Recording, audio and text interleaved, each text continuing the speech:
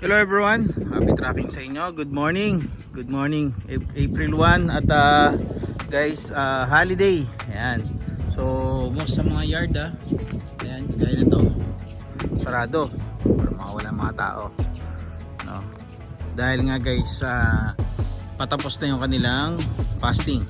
Pero guys, yun, balik tayo dito sa mga truck guys. Yung nakita ko dito ay 4-wheel drive. Or tinatawag na front drive na dump truck. So wala pa tayong idea kung anong engine to. Pero guys, yan, kung pupunta kayo dito sa Truckboy, yan, kung may makausap kayong mga owner ng mga Pakistani, no, alam nila kung kanino to. So tayo wala din akong idea kung kanino to. Pero gusto ko lang din ipakita sa inyo yung madadaanan nyo. And then ito, meron dito, to kilala natin to, Mr. Arslan. And then meron pa dito, Freezer F. So dito malalaman pa lang natin, no, ilalagay ko sa comment section or PM nyo lang ako guys sa Facebook page kung may katanungan kayo dito, magkano yung presyo. Ayan, napaganda na to, 4-wheel drive Cabrero. Ayan, oh sure, dito tatagal, hindi siya tatagal na hindi available. Ayan, meron din dito new face. Ayan, meron din dito new face na freezer wing van. Ayan. Ito pa ito, hino sa mga gumagamit ng hino. Ito sa taas to. Tignan natin condition ng kanyang chassis. Ayan, medyo maayos-ayos to.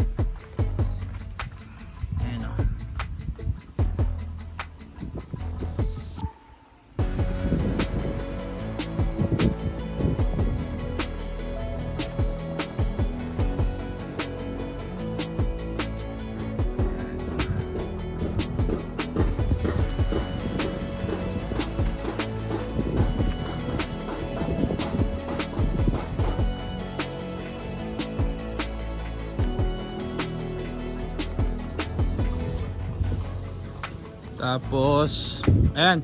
Pero guys, yan, may papakita pa ako sa inyo. Aside, bukod dito, ayan, mag-video pa tayo ng ibang unit.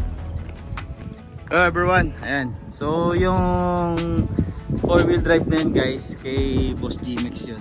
Ayan. Alam niyo naman, sa mga nakakilala kay Boss G-Mex, ayan, i-PM nyo lang ako guys sa Facebook page natin kung ano yung specification nun, no? Sasabihin ko na rin sa inyo kung anong engine siya. So, as of now guys, dito sa video na tinitik natin for this moment, tatanungin ko lang din kung ano yung specification nun, no? Ayan. So meron pa guys na papakita sa inyo. Alam ko naman guys na maraming naghanap sa inyo ng mga ganito, no, na drop side guys. Ayan. Ito nga mini dump Kung drop side lang to, malamang nabili nyo na to, di ba? So ito guys, marami sa atin nagtatanong. Yan. Simula nung in-upload natin, no? Ito nga pala isang 4JJ1 guys. Yan.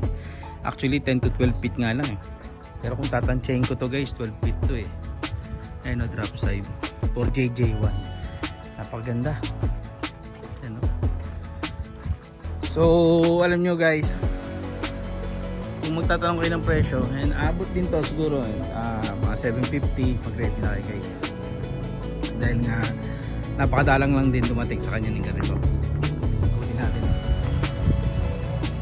Suspension type siya guys, hindi siya left spring. Pero 5 stand siya. Ayan. Converted na siya from right to left. Kita nyo naman. Ayan. Tapos steel flooring. So sa steel flooring niya, kailangan niya na paayos yan kasi may mga alon na. So ibig sabihin yan guys, bumigay na rin yung plate niya sa ilalim. So kailangan ng record. Kailangan ng konting himas na lang to. Ayan, nakita nyo naman guys, ang ganda ng kanyang chassis. Tsaka napakadalang naman talaga.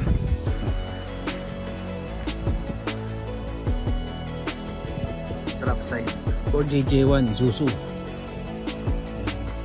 So sa mga interested para dito, PM na lang kayo sa ating Facebook page sa Happy Tracking din. Para gusto nyo mapasayo itong unit na to. And then meron pa dito mga unit sa kanya. Ngayon meron din siyang pwesto guys sa labas. Ito naalala ko 6HK1 to na 8 stud. Hindi natin na video nakaraan pero papakita ko na rin sa inyo ngayon. Mahusay yung chassis niya. 8 stud. So ilan ng kanyang section? 1, 2, 3, 4 section guys. Type flooring.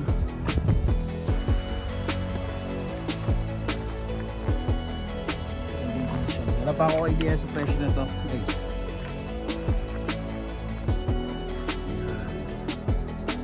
So ayan, meron pa dito iba pang unit. Hanap pa tayo guys ng ibang unit. So stay tuned lang sa ating channel.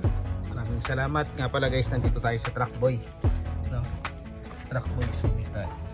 So marami pa ako papakita sa inyong mga unit na pwedeng mapunta sa inyo. Happy trucking channel everyone. Thank you. Bye bye and God bless.